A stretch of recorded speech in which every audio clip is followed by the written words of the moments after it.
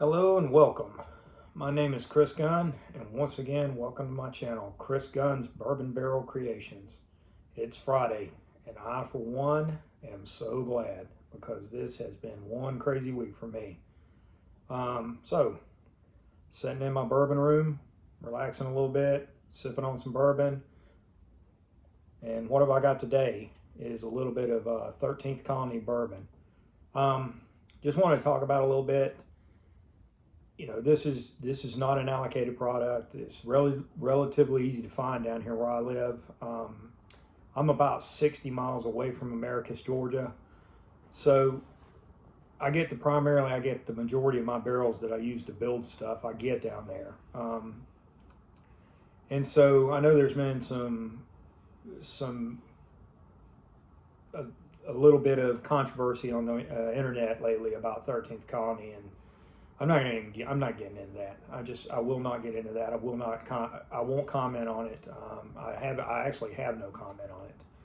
What I do want to talk about though is every time I've been down there, they've treated me like I'm family. I started going down there probably about a year ago. This was even before I started making barrels. And so I met Brian. He works there. His wife Megan, she runs the gift shop. I met Graham Arthur, the master distiller, and they opened the door, gave me a tour of the whole facility, and I didn't even ask. I didn't even know they were doing tours. I just showed up, and they were very welcoming. And then when I kind of started this process of taking barrels and turning them into other things, I needed somewhere to go get barrels. Now, if I lived in the state of Kentucky, it'd be a done deal. I'd have probably more barrels than I'd know what to do with. But being down here, it's a little different. You've got 13th Colony down in Americus. You've got Swamp Fox in Buena Vista. You've got Richland Rum over in Richland, Georgia, which makes phenomenal rum, but I'm just not necessarily a rum drinker. You got Short Barrel in Atlanta. Haven't been there yet, but I plan to go soon with a good friend of mine. You got Fiddler, ASW, which makes Fiddler bourbon up in Atlanta. 4th Street Distillery, and there's a couple of other ones in Georgia. But for me, it's 13th Colony all the way. I love their bourbon.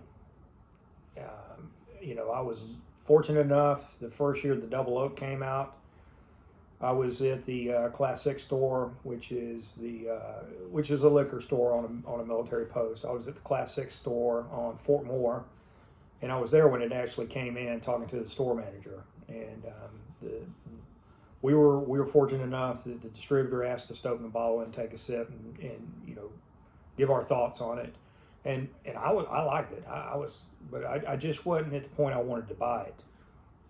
And so about 2 weeks later, my little brother calls me, and he was like, have you seen this Double Oak 13th Colony? And I said, yeah, I had it the other day. And he goes, it's blowing through the roof over here in Warner Robins. And he goes, I want to get a bottle, but it's the cheapest I found is $600 over here. And I'm like, you got to be kidding me, because I could have got us some. And he goes, well, do you think you can give me a sample at least? And I was like, yeah, I believe I could probably get a sample. And so I went back up there to talk to the store manager, and when I went in front, he had gotten more of it. And so I was fortunate enough to get me and my brother each bottle of the, I believe it was the 2022 Double Oak. So you fast forward a year, the 2023 comes out. The store manager, who's a good friend of mine, Tim, he somehow, I'm still not sure how he pulled it off, but he got Graham Arthur to come to our Class 6 store, and Graham brought a case of the Double Oak, and Tim, so everybody had a fair and equal chance.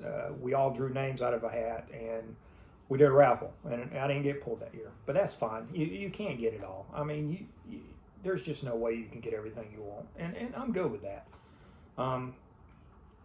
And so, I looked and looked, and I couldn't find it. I couldn't find it nowhere that I would have paid for it. I mean, I had saw it in places for thousands of dollars. But you fast forward when the 15th anniversary comes out, I did get a bottle of that, luckily. And so, my love of 13th Colony runs deep. Now, I talked about this in my first video that this bourbon journey has allowed me to do things I would have never thought I could have done. I have a very good friend named Sean, and Sean has a YouTube channel called Echoes in Eternity Bourbon. Sean is one of the nicest people I've ever met in my life. I just randomly ran into him at the liquor at the Alabama ABC store in Phoenix City one day, and I was like, I know you. You got a YouTube channel. I've seen some of your videos. And so we kind of conversed back and forth, and we got to be good friends. And Sean called me one day, and he was like, hey, I got a chance to go meet the owner of 13th Colony, and he's going to allow me to bring someone. Now, the good thing about being retired is you make your own schedule.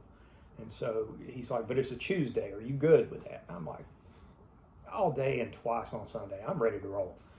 And so we go down there and we meet the owner. And he brings, he's got like a box of Glencairn glasses under his arm. He goes, let's go out to the distillery. And he's got a couple barrels set up right in the middle of the distillery. And he goes, I want y'all to try some stuff and I want some honest feedback.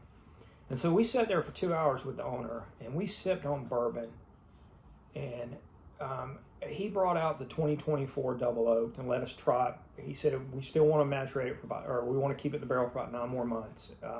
And we were like, wow, this is going to be good. This is going to be as good, if not better, than probably, I knew it was going to be as good, if not better than a 22, and Sean hadn't tried the 23, so he kind of had a baseline there. We got to try a rye whiskey. If I remember right, it was about 139 proof, which did not drink hot at all. It was some of the best rye whiskey I ever drank in my life. And he broke out the cast strength 13th Colony, which was fairly hard to get this year. And as we're sitting there kind of sipping and we're talking, and he's talking about some of this controversy, and he told us some things, and that's his to tell. I will not repeat what he told me that day. As we're sitting there and we're talking, I told him, I said, hey, I said, I understand that you have experimental sweet potato whiskey in this distillery somewhere. Because I had seen like the Bruzel video where he had been down there and he talked about it. And the owner's like, I sure do. He goes, you want to try it? And not even, he didn't skip a beat. He asked Brian to go get a forklift, and Brian comes zipping around the corner, and here's the barrel. And we got to try it. And so, for me, it was like, wow. I mean, how could this day get any better? So as we're taking a trip down there, as we're riding down there, me and Sean are kind of talking. We're talking about different things that, those unicorn bottles that we want. And I asked Sean, I said, have you ever attempted to get a birthday year bottle from the year you were born? And Sean's like, he goes, yes. But he goes, Chris, you know as well as I do, if you get this bottle, it's going to be extremely expensive, or it's going to be just, you can't even drink it. It's going to be so bad. And so I said, yeah, I kind of thought the same thing. Well, as we get ready to leave, the owner pulls out these, he pulls out 3 porcelain whiskey decanters.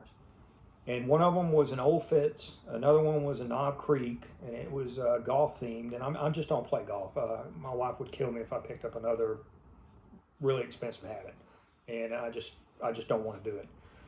And then the third one was it looked like a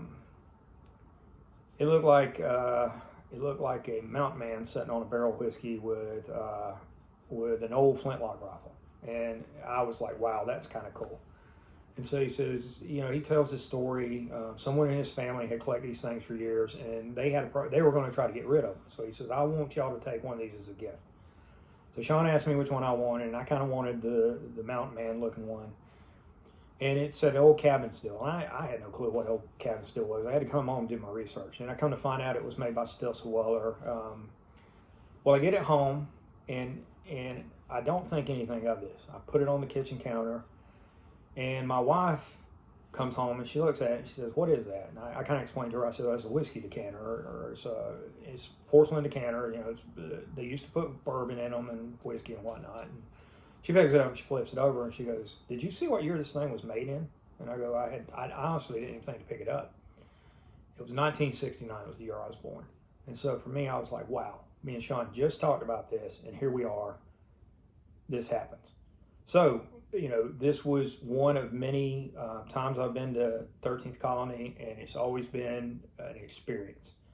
I've been down there several more times since then, and every time I've went down there, they at one point there was probably 200 decanters down there. And it was just buy something from the gift shop and they're yours. Just pick you one you want. I am a avid Wild Turkey fan. Wild Turkey, if you got to ask me what my jam is, Wild Turkey. If you look at my shoulder, it's kind of like I'm actually pointing at it now. That was sitting on the table, and the woman that was down there today, I just asked her, I said, "You got any Wild Turkey decanters?" And she was like, "Well, actually I do." She said, "But his head fell off and there's no cork in his head and it just won't stay back on the body." I said, "I'll figure it out." So I brought him home and I had an old bottle cork. I just cut the cork off of it and glued it to his head and it fit perfectly in there. So, and then I've been down there another time, which I picked up a Wild Turkey decanter from 1974 that still had bourbon in it. And I can neither confirm or deny that I might still have that bourbon somewhere in this room. But once again, you know, this journey that I've taken, I couldn't have done it without 13th Colony. They provided me the barrels, and I, you know, they sell them to me. But they've provided me the barrels I need to do what I do. And so this weekend I'm doing a project for myself, and I'll try to do some videos on it tomorrow. But what I'm doing right now is I'm cutting a barrel in half, and I'm doing what are 2 half barrels. So I'll take the barrel, I cut it in half, I take a piece of flat wood, I'll mount it to the back of the barrel, and I will build it into a cabinet that will flush mount against the wall.